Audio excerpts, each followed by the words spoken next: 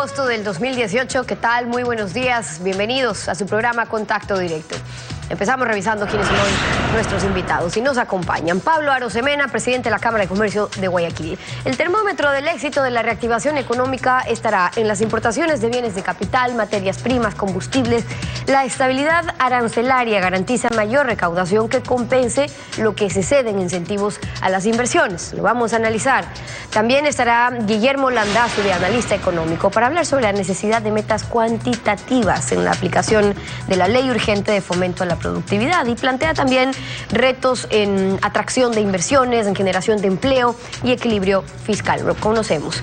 Y además nos acompañará Rodney Martínez, el director del Centro Internacional para la Investigación del Fenómeno del Niño, CIFEN, un ente internacional con sede en Guayaquil y 15 años de experiencia en el Ecuador, que formula recomendaciones a la optimización de la gestión de riesgos en el Ministerio de Defensa. Bueno, afiliados al Seguro Social Campesino reclamaron directamente al presidente de la República por la ejecución de obras y por políticas que consideran necesarias para sus actividades productivas. Ocurrió durante la ceremonia de celebración de los 50 años del Seguro Social Campesino en la provincia de Manabí, y en este acto el presidente resaltó las decisiones tomadas en el campo económico. Se suponía que se trataba de una fiesta del festejo por los 50 años de creación del Seguro Social Campesino. Allí el presidente de la República justificaba la eliminación del subsidio a la gasolina súper. Los ricos no necesitan subsidios. Los que necesitan subsidios son los pobres. Y hablaba de austeridad, de cuidar los recursos, criticaba el despilfarro de su antecesor. El dinero se acabó. Y como se acabó el dinero y estaban acostumbrados a gastar el dinero a manos llenas, siguieron construyendo obras faraónicas. ¿Para qué? Para enriquecerse más.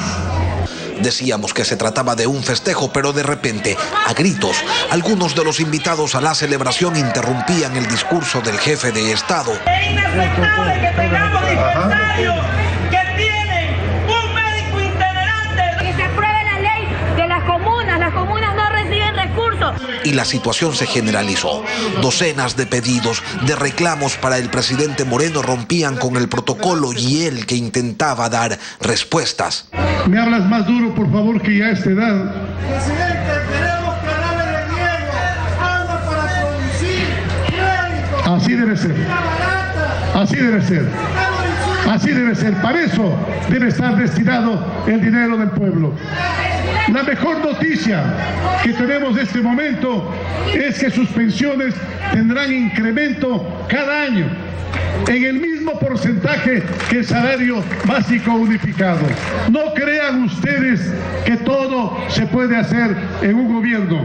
Después, quienes reclamaban a gritos contaban el porqué de sus protestas. En la provincia de Los Ríos somos 75.000 afiliados al Seguro Campesino y apenas contamos con 28 médicos. No es posible que el maíz haya bajado hasta $8 cuando el costo de producción es $17.50. Así, sin lograr terminar su discurso, el presidente dio por concluido este evento en el que la ciudadanía aprovechó para hacerle conocer directamente algunas de sus inconformidades. Y sí, eso no estaba en ninguna agenda, pero es que para dialogar cualquier momento es bueno. ¿Qué tal, Alfredo? Buenos días, ¿cómo te va? Muy bien, Estefi, buenos días a todos. En estas situaciones es más importante lo que no ocurrió. Por ejemplo, en la década ganada por la prepotencia y la corrupción, una vez, que no la repitió, el líder máximo pidió que alcen la mano los que habían sido pagados para llenar el sitio, esperando que nadie alce la mano, pero todos lo hicieron.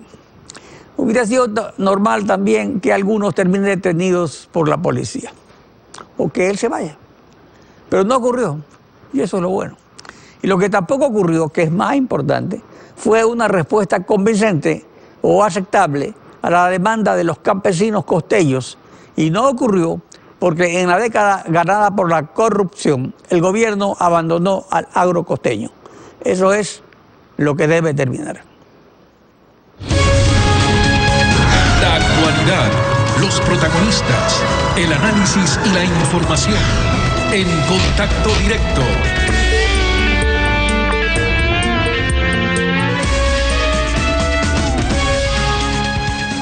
La ley urgente de fomento productivo, con sus estímulos tributarios a nuevas inversiones, inevitablemente va a expandir las importaciones de bienes de capital, materias primas y combustibles. Paradójicamente, el aumento de las importaciones va a ser el termómetro del éxito del plan económico. Pablo Arosemena, presidente de la Federación de Cámaras de Comercio. Buen día, bienvenido a Contacto Directo. Buenos días, Alfredo, gracias por la invitación. Un saludo cordial para todos sus televidentes. Felizmente el gobierno desistió de elevar aranceles para restringir importaciones y encarecer el costo de la vida. Los aranceles aduaneros no aumentaron, pero se mantienen. En relación a Chile, Perú y Colombia, los otros países sudamericanos del Pacífico, el arancel aplicable promedio en el Ecuador, ¿qué nivel alcanza? Bueno, la certidumbre arancelaria es clave para que los países puedan salir adelante. En Latinoamérica el promedio arancelario es 10%. En el Ecuador tenemos un arancel promedio del 12%, es decir, estamos más caros que el promedio latinoamericano. Y si nos comparamos con nuestros vecinos de Perú, Colombia, Chile, nos damos cuenta que, por ejemplo, en Colombia tiene un arancel promedio del 6%, en Perú del 2% y en Chile del 1%. En ese sentido, el Ecuador ha estado dando muchas ventajas encareciéndose. Recordemos que los aranceles son impuestos a las importaciones que le encarecen la vida a la gente, hacen la vida más cara para el que quiere producir y para el que quiere consumir. Por eso es importante ir saliendo de estos aranceles que han hecho que el Ecuador sea un país muy caro, carísimo decimos nosotros, para vivir, para producir. Si aumentan las importaciones de bienes de capital y materias primas, ¿crecerá la recaudación arancelaria en una magnitud que compense las exenciones y rebajas en impuestos a la renta y su anticipo? Sin duda, cuando hay menos impuestos, la economía se reactiva y en el caso de los aranceles no es la excepción. Al tener menos aranceles hay una reactivación del comercio y recordemos que la actividad comercial es la principal generadora de empleos adecuados, directos en el Ecuador, de acuerdo a las cifras oficiales. Y algo más, hay que mencionar, aquí he traído un cuadro que evidencia cómo 6 de cada 10 dólares de importación son para producción.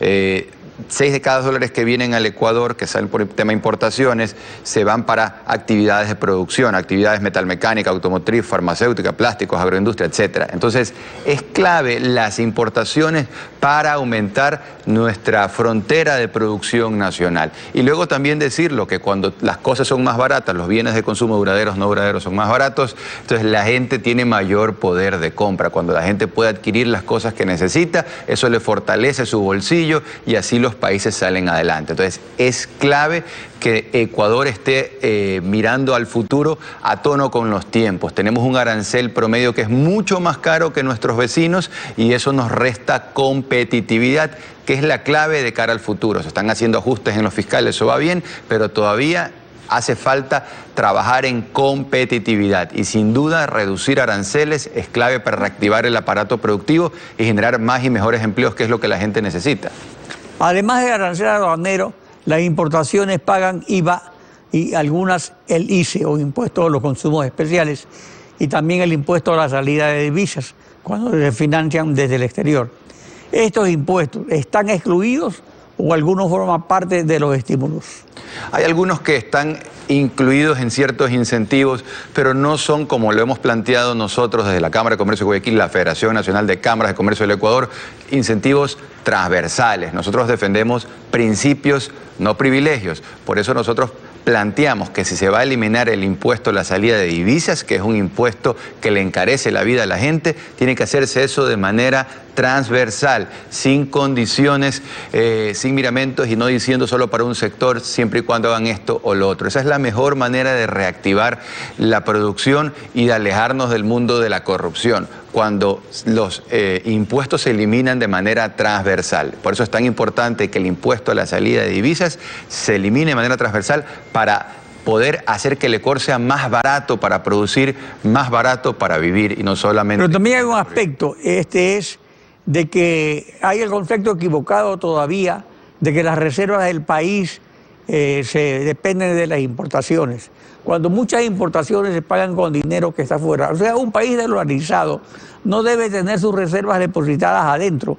O sea, los dólares, cuando no es moneda propia, O sea, ruques, obviamente no había en ninguna otra parte del mundo. Pero si son dólares, están en todas partes del mundo.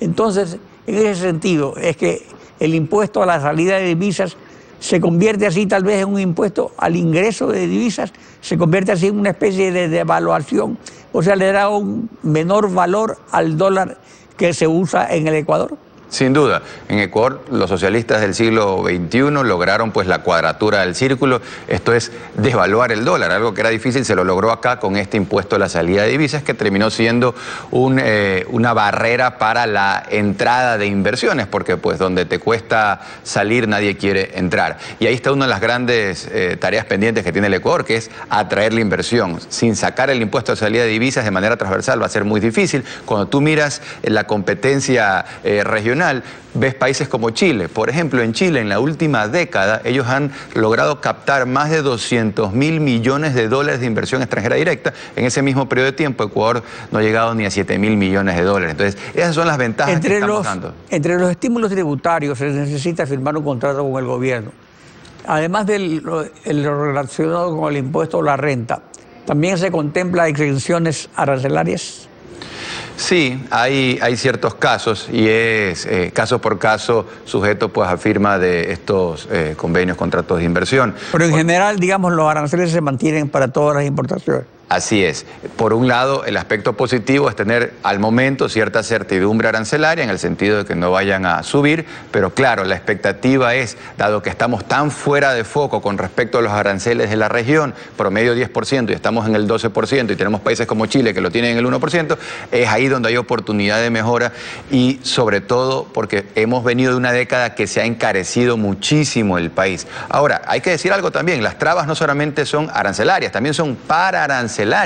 Y ahí hay una institución que es la institución de la ineficiencia que dependía del Ministerio de la Producción Industrial. O sea, el Instituto de Normalización. Así es, el Instituto Ineficiente y ahora depende del Ministerio de Comercio Exterior y nosotros esperamos que ese cambio venga con un cambio de visión porque en el Ecuador y poder importar bienes que son demandados por los ciudadanos, por ejemplo, acá en la costa, un ventilador se convierte en un vía crucis por los reglamentos técnicos que lo hacen prácticamente imposible que un comerciante pueda importar algo tan sencillo y tan necesario para la familia ecuatoriana como un ventilador para tener, pues, para poder soportar los calores. Ahora, si hay nuevas inversiones, aumenta la producción, crecen las importaciones y la economía.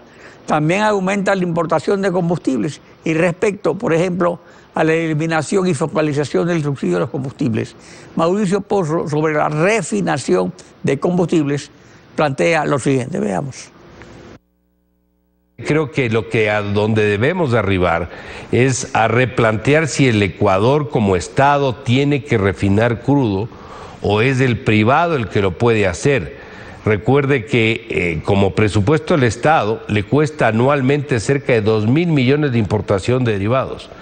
Probablemente un sistema de concesión para la refinación le permita al Estado ahorrarse de esa plata y concentrar esfuerzos en la producción de petróleo crudo, en la exportación y en la venta para el proceso de refinación.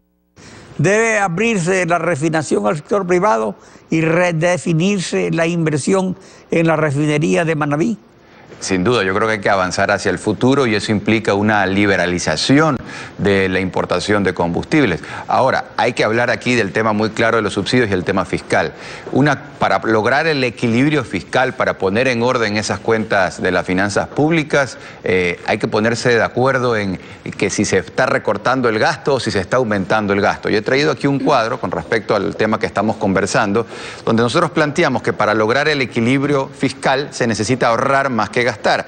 Acá está el ahorro esperado, que son 1.060 millones de dólares producto de eliminación de ciertos subsidios, reducción de empresas públicas, optimización del Estado, lo que han venido a llamar. Pero por otro lado, nos está planteando el gobierno un gasto adicional de 1.400 millones de dólares por restitución del bono de desarrollo humano y nuevos créditos productivos con la expectativa de generar empleo. Entonces, sumando y restando, todavía al día de hoy, el gobierno está planteando aumentar el gasto público y Y esa no es la forma de salir hacia adelante. Necesitamos dejar atrás la despilfarra y eso implica ponerse muy serio el gobierno recortando gasto público improductivo. Y nosotros hemos dicho, y lo quiero repetir, que en las compras públicas del Estado no se están haciendo a precios de mercado. Ahí está la despilfarra y eso es donde se tiene que atacar. Subsidios por eso también, pero por ahí.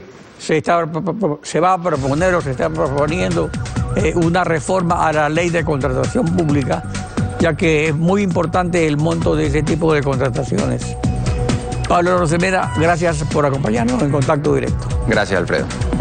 Vamos a una pausa y al regresar estará Osvaldo Landázuri, analista económico. Vamos a hablar sobre las metas cuantitativas en la aplicación de la Ley Urgente de Fomento de la Productividad. Regresamos, quédese con nosotros.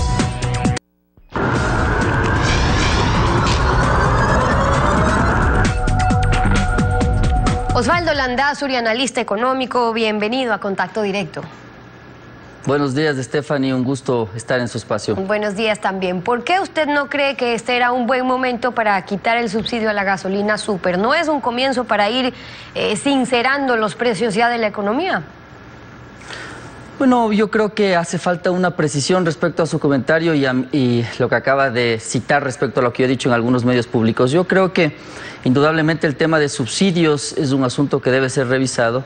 Quizás el momento me pareció que combinó ciertos elementos que pueden ser complicados de manejar para el gobierno, como por ejemplo una remisión tributaria para los empresarios junto con disminución de subsidios, pero indudablemente el tema de subsidios es un asunto que los ecuatorianos debemos revisar y debemos entender hacia dónde está yéndose toda esta plata. Lo que sucede, Stephanie, es que otra cosa que yo he mencionado es que quizás el hecho de quitarle el subsidio a la gasolina súper sea un error porque tiene un sustituto inmediato que es la gasolina súper. Esas son exactamente las precisiones que yo he hecho en varios medios públicos. Claro, y hay que ver en efecto si se llega a dar ese desplazamiento hacia la gasolina extra. Correcto. Ahora, la crítica en función de lo que usted decía también ha sido, bueno, los 120 millones que va a coger el Estado por la gasolina súper no le significan tanto al Estado como significa, por ejemplo, lo que va a dejar de cobrar en multas, en intereses a quienes no han cumplido con sus obligaciones. Pero, por el otro lado, por lo menos se recupera el capital que estando en litigio podría no haberse recuperado. O cómo si no, buscar los mecanismos idóneos para hacerlo y no sacrificar esos 2.000 millones de dólares. Mire, Stephanie, lo que sucede es que la ciudadanía debe estar clara en una cosa. Esta idea de la remisión tributaria, que significa en definitiva perdonar intereses y multas a varias de las empresas que están debiendo al Estado, tiene un origen claro y es que el propio gobierno lo que quiere es recuperar rápido recursos y por lo tanto los empresarios no es que han pedido la remisión tributaria, fue una idea de Richard Martínez cuando estaba en el Consejo Consultivo, pero en realidad el asunto ahora es que probablemente la población esté confundiendo que los empresarios han solicitado no pagar intereses y multas. Ojo, Stephanie, que en muchos de los litigios los empresarios están luchando legítimamente por derechos que han sido atacados. Y en definitiva, yo insisto, quizás la información detrás de esta serie de medidas es la que hace falta para entender el tema. Ahora, Stephanie, lo importante detrás de todo esto es de entender que el gobierno, para mí, no acaba de comunicar una estrategia de desarrollo clara que esté alineando todas las actividades que tiene el gobierno. Fíjese que hace unos instantes acabamos de escuchar el tema arancelario y usted se da cuenta que, por ejemplo, insumos para la producción de vehículos están gravados con aranceles, mientras que de Colombia usted está trayendo vehículos con 0% de arancel. Entonces, lo que sucede, Stephanie, es que para la industria, a diferencia que para el sector comercial, hay otros temas que están de por medio y que también deben ser ingresados dentro de este análisis que está haciendo el gobierno respecto a cómo ganar competitividad. Claro, con lo que son las necesidades en cada sector. Ahora, eso implica también sincerar los precios. Y hablo de eso ¿por qué? Porque lo que se plantea es trabajar un plan de focalización de subsidio, que en realidad le cuesta al Estado 3.000 millones de dólares. A la larga, eso significa que son los ecuatorianos quienes estamos asumiendo ese subsidio, porque el Estado se ve en la necesidad de compensar con impuestos, con más carga tributaria. Entonces, si hablamos de sincerar los precios, ¿con qué otras medidas deberían acompañar para que si el Estado va a dejar de asumir ciertos costos, también sincera los precios con menos impuestos en otras áreas? Lo que sucede, Stephanie, es que usted lo mencionó muy bien en la introducción de la entrevista. Lo que sucede es que hoy los desequilibrios que tiene el Ecuador permanecen siendo sumamente elevados y complejos de entender y de atacar.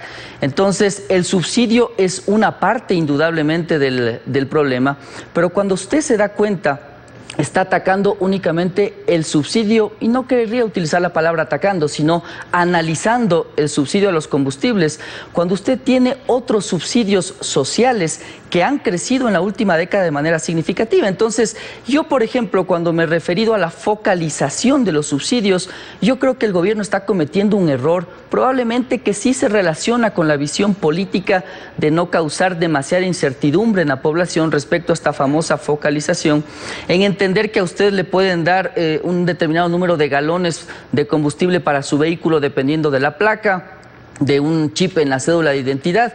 Mire, Stephanie, esto es absurdo. Yo he dicho que mientras más normas se ponga en el país, usted va a tener más gente tratando de evitar esas normas de manera legal y de manera ilegal. Entonces, si es que queremos focalizar el subsidio, lo que debemos hacer es darle la plata al que realmente necesita. Yo he dicho como un ejemplo que el tanque de gas, el cilindro de gas. El cilindro de gas se vende hoy en menos de $2. Si usted recibe en su casa, el precio varía entre $2 y $3. Ese precio, si es que fuera valor de mercado, sería aproximadamente $12.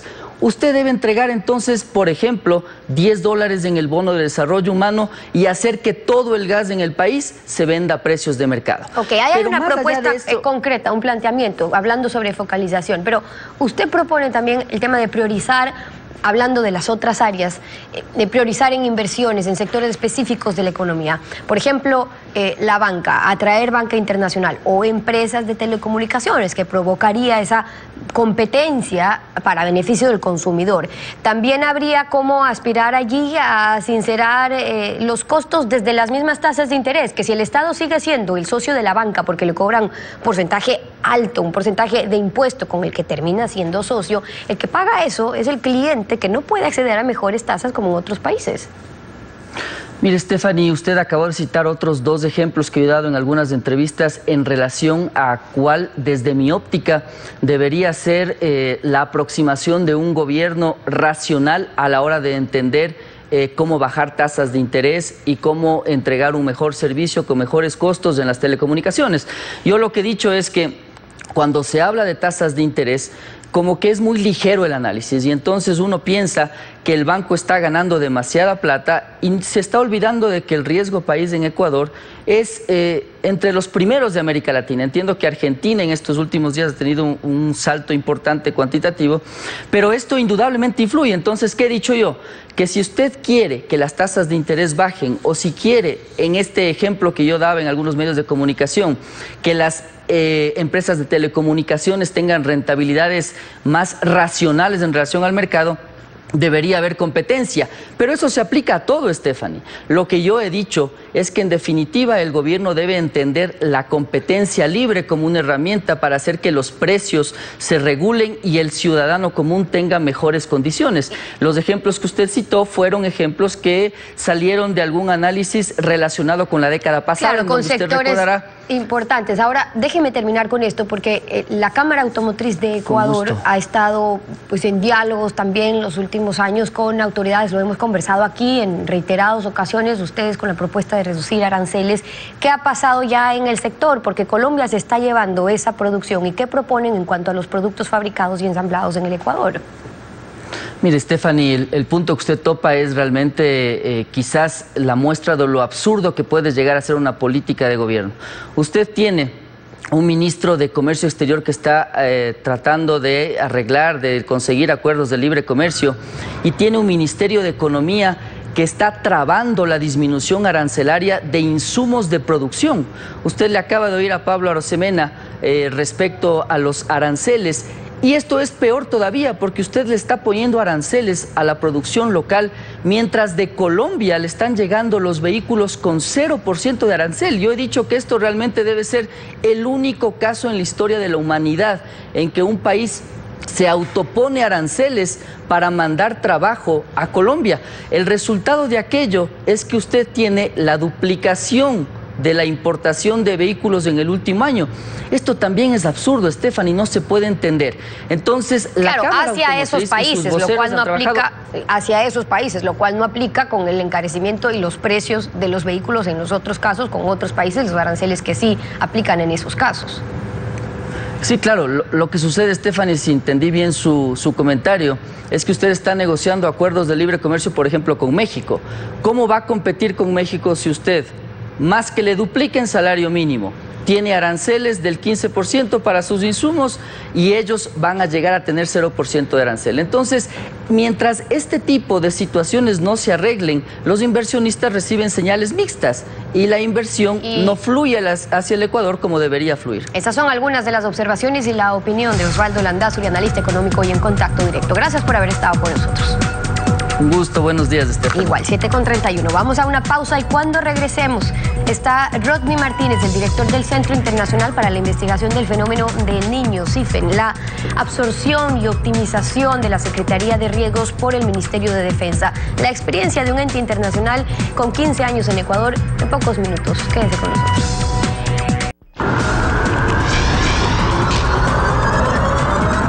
La Secretaría de la Gestión de Riesgos es absorbida por el Ministerio de Defensa en el plan de austeridad y optimización del gobierno. La gestión de riesgos es un sistema que también comprende a otras instituciones, no solo nacionales, sino internacionales. Rodney Martínez, director del Centro Internacional para la Investigación del Fenómeno del Niño. Buen día, bienvenido a Contacto Directo. Muchas gracias. Gracias por la invitación. De acuerdo a la experiencia por más de 15 años en el Ecuador, con los altibajos del caso, 5 años antes de la Revolución Ciudadana y 10 años con la Revolución, para la optimización en el Ministerio de Defensa, sugieren incorporar al voluntariado ciudadano con el que funcionaba antes la defensa civil. ¿Por qué lo consideran necesario?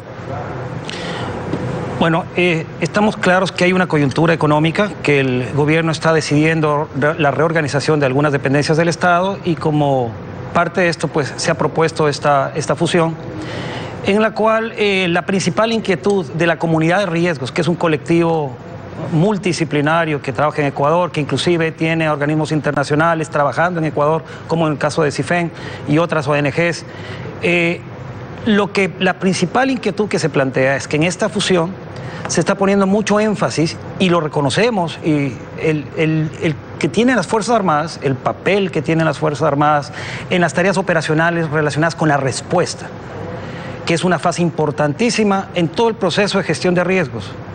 Pero no lo es todo, es apenas un 20 o 30% de toda esta nueva forma de abordar los desastres que viene desde los 90 y se consolida en el 2005 con el Marco de Acción de Hyogo, del cual Ecuador también es adherente, y que generó toda una transformación en el marco jurídico, en la Constitución, en los artículos 389, 390, hay un reconocimiento explícito de la gestión integral de riesgo como modelo de desarrollo para el país.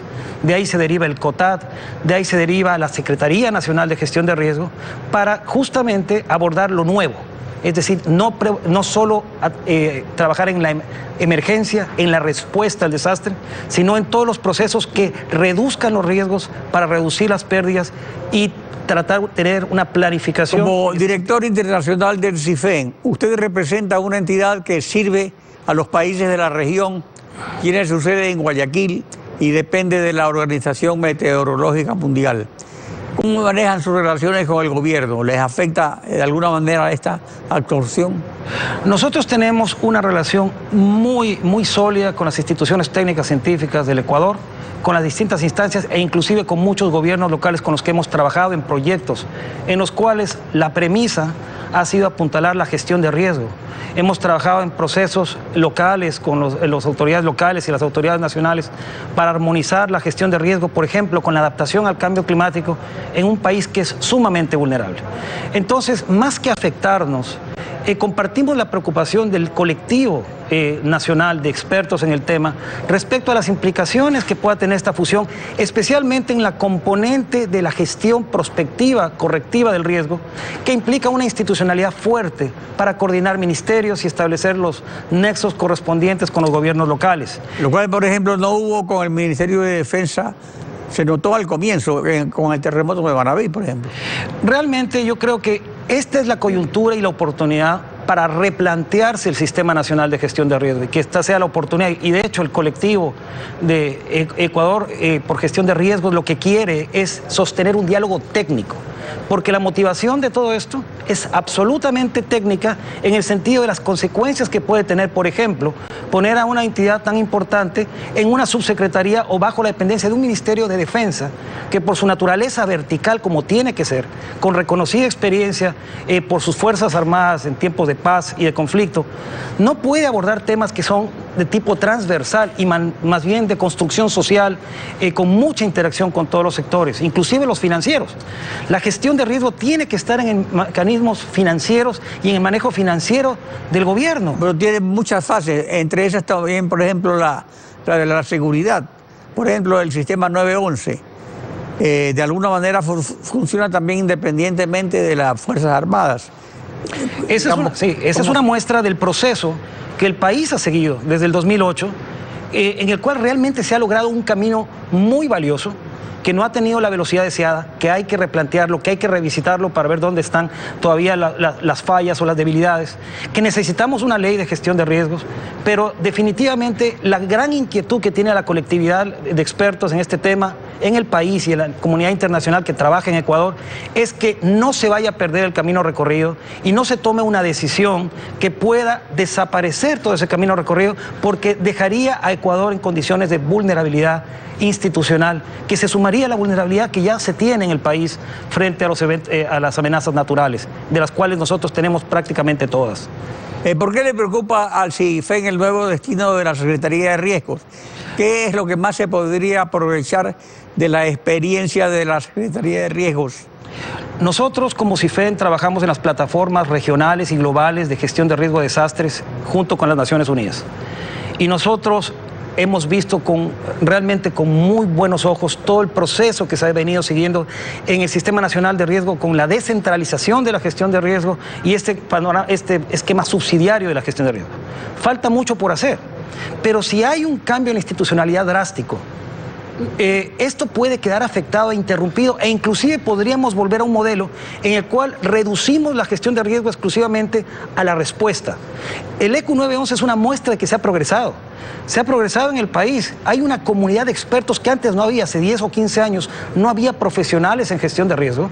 Hoy por hoy el país y sus universidades han generado todo un grupo de profesionales. Pero eso tiene operatividad, por ejemplo, en el asunto de la seguridad.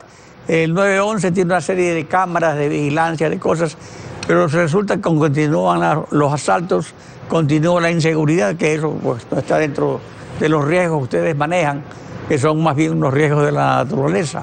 Pero a veces como que hay un desfase también entre la parte, digamos, ejecutora con la parte esa de la programación, del estudio, del análisis, del diagnóstico.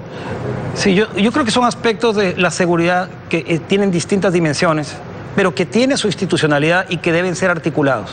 Y que esta reflexión y esta optimización que ha dispuesto el gobierno nacional en Ecuador, pues sea la oportunidad justamente para articular todo lo que ha funcionado bien, corregirlo y de alguna manera que se refuerce la política nacional, la política de Estado, de una estrategia de desarrollo basada en gestionar los riesgos de forma preventiva, en su crecimiento, que el desarrollo vaya de la mano con la prevención de desastres para evitar, asimismo, que las inversiones que se están planeando atraer no salgan porque no encuentran un esquema de gestión de riesgos institucionalizado y fuerte en el país. La Alianza para el Pacífico exige a sus miembros que tengamos gestión integral de riesgos como uno de los esquemas que dan seguridad a las inversiones y al desarrollo sostenible. Y la reflexión es que lo que se pide y lo que pide la colectividad en Ecuador, y a la cual nos hacemos eco, es que haya un diálogo técnico para que puedan las autoridades nacionales escuchar a sus técnicos y tener la mejor decisión en beneficio del Ecuador.